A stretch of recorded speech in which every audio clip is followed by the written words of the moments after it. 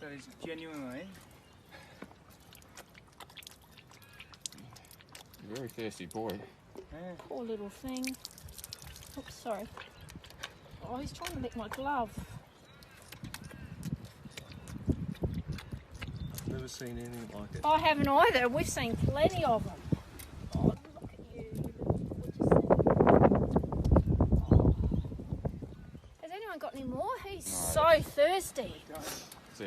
We're just helpless at the moment. We're just watching these massive fires. There's 2 mega fires. We're losing hundreds and hundreds of koalas to these fires. So we have to manage around the fire itself, and that will take consultation with Rural Fire Service, National Parks, roundtable discussions to come up with plans so that we can actually manage this threat. Because although we've got a lot of other threats, we've got diseases and dogs, and it's the same. It hasn't been the front of my mind because we've been dealing with all these other threats for koalas.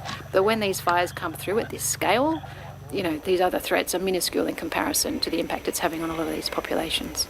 But also the fact that we're depending on volunteer firefighters to fight fires of this scale, I think we really need to resource, for example, retained employees within the Rural Fire Service who are there.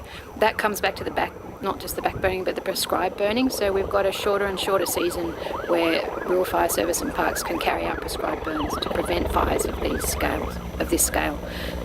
And so a lot of the time, the conditions are really limited. If your volunteers aren't available to come in and do those fires, they also don't get done. So if you've got more paid employees out that are managing these fires and doing prescribed burns, then you have this ability to plan properly under climate change to achieve a lot more within those tight time windows. So I think the resources you're sort of focusing on in this respect is about managing the fires better, is that? It is, so during the future for prescribed burning and trying to maintain refuges for koalas, but also when the fires hit, what goes on before and after the fire in terms of wildlife as well. So it's a very big picture. I don't think even on notice I could come up with a figure for it. Yes.